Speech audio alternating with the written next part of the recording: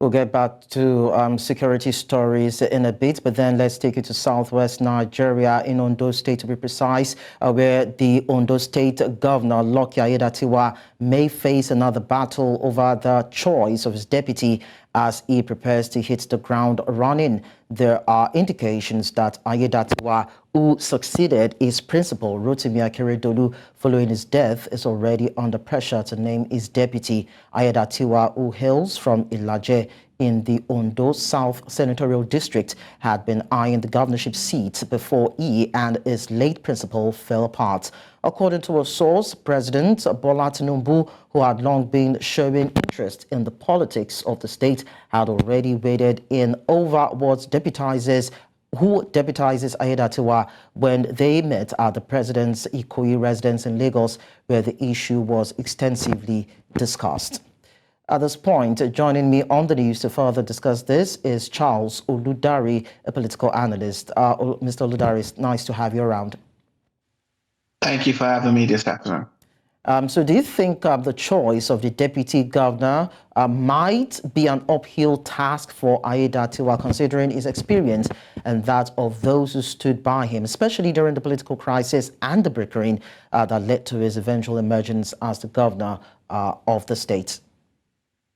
Yeah, thanks. I do believe that would definitely be a very tough choice because, he doesn't have as much time as, let's say, an executive will have to make a choice of a deputy. And I mean, he's definitely not new to the game. He has people whom he has worked with. He has some people who were on his camp during the whole, logjam about the acting governor on signing the resignation letter and all that. He has people who are at his corner, and a lot of them will want to be his deputy. And there's also the something that I do not really think counts, but it's a thing that is the reality, which is the zoning, where the fact that he's from the southern senatorial district, then anybody from the south will be automatically disqualified, and now he has to go to the central or to the north to pick his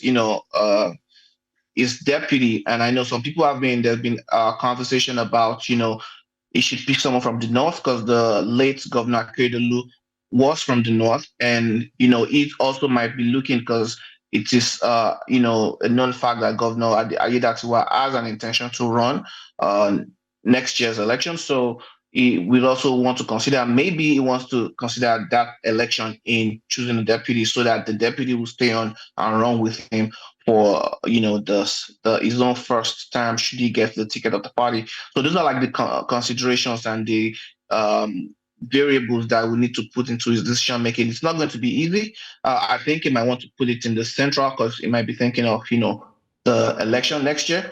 And it's up to him. I don't envy him making that choice, actually.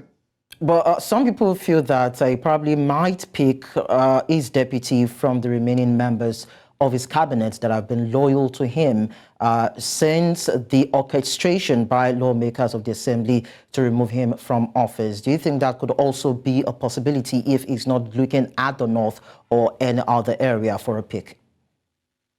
Yeah, definitely. He might pick people from from the cabinet within maybe the central or the northern senatorial district, and he might just want to pick someone who he has a very good working relationship with. Because one thing that gets lost in this whole zoning, especially intrastate zoning, is the fact that people tend to forget that these people need to work with each other. And even in the United States and in most places, the most important thing during the job interview is if the interviewer thinks that you are a personality that they want to work with, that they can work with. So, I think I think an executive should have the liberty to pick whoever they feel they are in tandem with and they can work with. And that will, prevent all these, brouhaha that we've been seeing all across the country, actually, not just in Ondo State, even in Edo State and some other states. And, whereby the deputy governor sometimes gets bullied by their governors and all of that. So,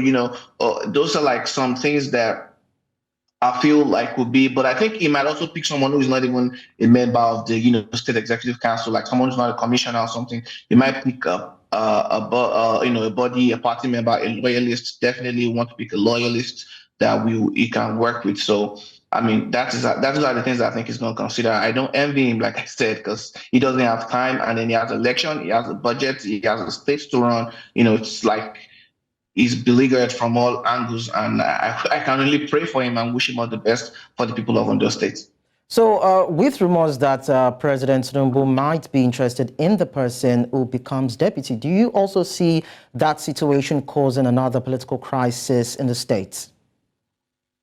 I don't think President Tinubu has, the antecedent of choosing deputies for, people. I mean, I know he has supported, executives in the past, like when he supported Governor Sanwo-Olu, but he often says, he lets them choose their cabinet and all of that. So, I mean, I don't know if the party, I know the party are intending on meeting to, make a suggestion, but regardless of, what President Tinubu chooses or what the party chooses, the person whose ultimate decision or who's going to have to make the ultimate choice is still the governor, Aiyedatiwa. And whatever decision he makes, he can't say this person chose for me or that person chose for me. It will have to be his decision, his prerogative. So definitely suggestions are always good and, nice, but it is, primarily incident on him to make that final choice. So I feel he should make that choice based off of what he feels is best for him and for the states. So whether or not he chooses from wherever he chooses to, what do you think the overall, probably the end result would be for Ondo State indigents in terms of welfareism, development, different governmental policies, and probably the growth of the state during this dispensation? Yeah, it's very essential because he doesn't really have so much time. He has probably about 13, 14 months for this term if he doesn't get the second term ticket. And with the whole economic reform that's going on in the country, he would need someone to help him, to take some loads off of him. Usually, I mean, deputy governors are always given like a kind of portfolio or something that they will be running on behalf of the governor, like what the president is doing with the vice president right now. So, these are like some of the things that it would, need to consider when picking a deputy so that I can work with someone who he knows has the, experience, knows the ground already, is not being thrown into murky waters in the middle of an ocean and all of that. So those are things that I feel are important that I need to also, to consider. And I also feel like the current governor also needs to ensure that he can sustain his cabinet because the truth is nobody wants to come into a room and everybody starts to run away. He needs to stretch his hand out of camaraderie and he also needs to keep people in their seats, both the people that he feels he needs and the people that he thinks are going to try to run away because of the old drama that preceded the demise of the late governor Akeredolu regarding the whole situation with the forgery and all of that. I mean, I think he will need to try to form a government while trying to compete with some people who are going to be a part of the government that he has formed. It is definitely an Herculean task. It's a dilemma that he will have to try to strike a balance in. Like I said, for the umpteenth time right now, I don't envy him at all. But I mean, I hope he's up to the task. I hope he's prepared. I can only pray for him and wish him all the best. Charles Oludare, thank you so much for your contribution. Thanks a lot for having me.